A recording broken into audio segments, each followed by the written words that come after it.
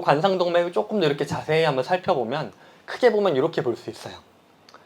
지금 혈액과 이 가운데 혈액이 지나가고 있고 혈액을 주변에 이렇게 심장 근육들이 있으면서 심장 근육들이 혈액으로부터 영양소를 받는 형태인데, 이 그림이 한마디로 심혈관 질환이 발생하는 과정을 한 장으로 요약했다고 볼 수 있는데요. 요걸 조금 더 세부적으로 하나씩 살펴볼게요.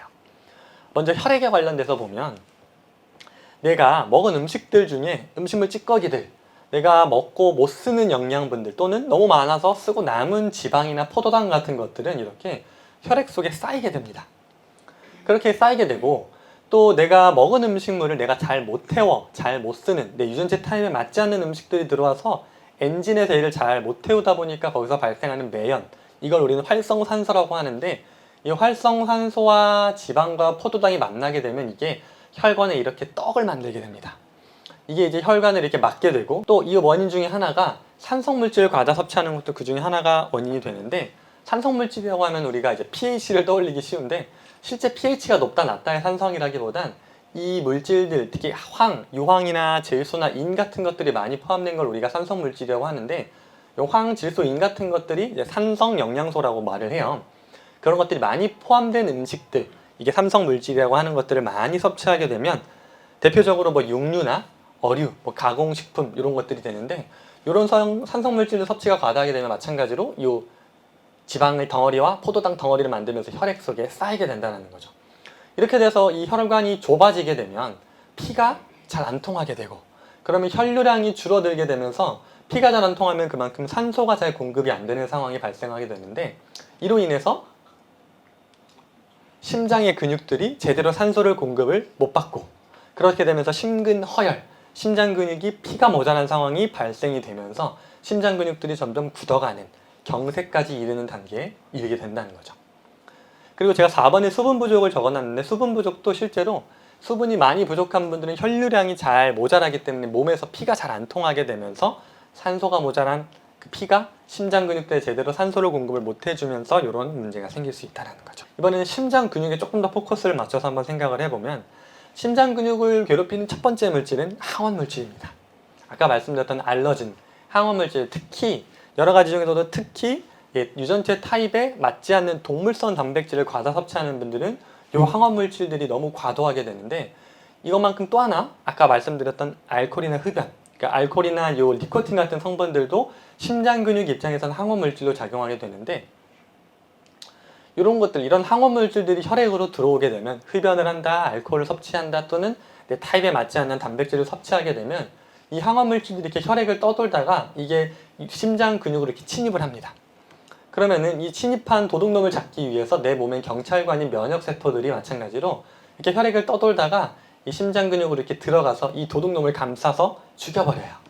그럼 이렇게 죽인 도둑놈을 우리는 혈전이라고 하는데, 이렇게 피떡을 만들어낸 이 혈전이 심장에 쌓이면서 심장이 자기 기능을 못하게 되는 심근 기능 이상이 발생하게 되는 게 이제 심장 문제의 첫 번째 포인트고, 또 이렇게 발생한 혈전이 너무 커지면 이게 또 심근을 삐져나와서 혈액을 떠돌게 되고요. 그게 마침 이렇게 막혀있는 부분에 혈전이 딱 끼게 되면 혈관을 막게 되고, 이게 심근경색이나 또 이제 뇌경색 같은 것을 유발하게 되는 거죠.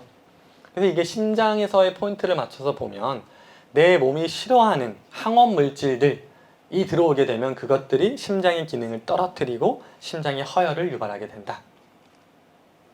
그리고 또 세 번째로 심장 문제를 유발하는 것 중에 비타민, 미네랄 부족인데, 사실 이건 지난 저희 그 고혈압 강의 때도 제가 강조했던 내용 중에 하나인데, 비타민, 미네랄을 저희가 계속 강조했고, 환자분들, 특히 심혈관이라는 환자분들은 채소과일 충분히 섭취하셔야 된다라고 하는 부분인데, 비타민, 미네랄은 내가 직접적으로 열량 영양소처럼 에너지를 내는 원료는 아니지만, 아까 말씀드렸던 세포들이 영양소를 잘 태워서 활성산소 같은 매연이 안 생기게 하는 중요한 물질이 비타민, 미네랄이거든요.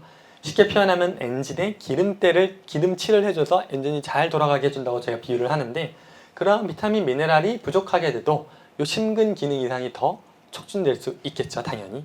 심장 근육에 영양분이 잘 공급이 안 되는 상황이 발생하니까요. 그리고 이제 세 번째는 이제 혈관 부분의 문제인데, 혈관은 사실 여러 가지 영양들 중에 가장 큰 건 두 가지입니다. 운동 부족과 스트레스.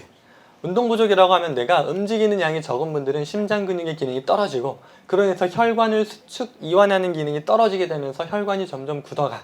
그래서 운동이 부족한 분들은 당연히 혈관에 문제로 인한 심혈관 질환이 발생할 수 있고요. 스트레스도 이거 사실 고혈압 때 계속 강조한 내용인데 스트레스라는 상황은 내 몸이 어떤 전쟁 상황에서 벗어나기 위해서 내 몸이 긴장하는 상황이라고 생각하시면 되는데 이 스트레스가 받게 되면 그때도 설명드렸던 부신이라는 장기에서 이제 코르티솔 같은 물질들을 분비하고 그렇게 분비된 코르티솔이 혈관을 긴장시키고 수축시키는 작용을 한다고 말씀을 드렸는데 그런 것들이 지속되게 되면 혈관이 딱딱한 상태로 남아버리는 그래서 혈관 경화, 동맥 경화를 유발하는 원인이 이 스트레스에 있다는 거죠. 그래서 심혈관 질환을 치료하는 방법을 쉽게 세 가지로 정리하면 결국 이렇습니다. 첫 번째는 탁한 혈액을 맑게 해야 돼요. 혈액을 맑게 하는 방법은 뭐냐 하면 아까 에너지 대사 효율이 떨어졌기 때문에 이런 문제가 생겨서 활성산소와 같은 매연이 생긴다고 말씀드렸으니까 에너지 대사율을 올려야 됩니다. 에너지 대사 효율을 올리기 위해서 가장 필요한 게 비타민 미네랄이라고 말씀드렸고 그 비타민 미네랄 중에서 특히 우리가 혈액을 청소해주는 영양소로 알고 있는 것들이 많이 있는데 대표적으로 비타민 A, C, E 같은 항산화 영양소라고 하는 것들 이런 것들은 활성산소를 중화시켜서 피떡을 만드는 것을 조금 떨어뜨려 줄 수 있는 역할을 해주는 게 비타민 A, C, E 같은 항산화 물질들 그리고 콩에 많이 포함됐다고 하는 레시틴이 혈액 속의 지방을 청소해주는 역할을 한다고 하거든요. 이런 것들도 혈액을 맑게 해주게 되는 영양소고 오메가3 지방산도 마찬가지로 이제 불포화 지방산 중에 혈액 중에 쌓인 포화 지방 같은 것들을 털어내주고 혈액 속에 쌓인 지방 기름때를 청소해준다라고 해서 이게 혈액을 청소하는 영양소 중 대표 3인방으로 제가 좀 꼽아봤는데 이런 것들을 타입에 맞춰서 잘 섭취하는 것들이 이 탁한 혈액을 맑게 만드는 방법이 될 수 있겠죠. 그리고 두 번째로는 이제 심장 기능 문제 부분인데 심장 기능의 문제는 명확합니다. 항원 물질을 차단해야 돼요.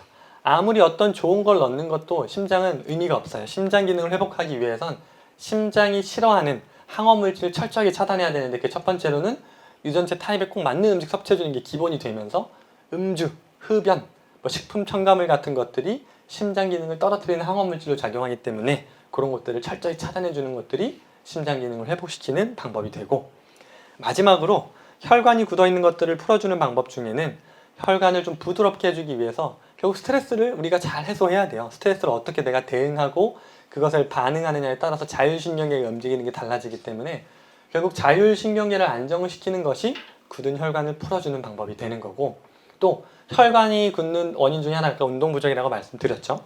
부족한 운동. 운동을 규칙적으로 해주는 것들이 혈관 탄력성을 회복시키는 중요한 키가 되고 그래서 오늘 저희가 이제 운동 클래스를 할 건데 저희가 운동이라고 하면 너무 좀 부담을 가지시는 분들이 많은데 가볍게 하셔도 되거든요. 이따 그건 뒤에서 한번 좀 설명을 좀 드릴게요. 그래서 치료 방법은 사실 제가 이거 정리하면서 어디서 많이 본 것 같은데 라는 느낌이 저도 정리를 하면서 들었어요. 아마 다들 비슷한 느낌이 드실 텐데 결국 사실 우리가 처음 두 번째 강의했던 고혈압을 치료하는 방법이랑 다를 게 없어요. 고혈압을 치료하는 방법이 심혈관 질환을 치료하는 방법이고 사실 그것뿐만 아니라 비만을 치료하는 방법, 당뇨를 치료하는 방법, 고지혈증을 치료하는 방법이 결국 다 심혈관 질환을 치료하는 방법의 연장선인 거거든요.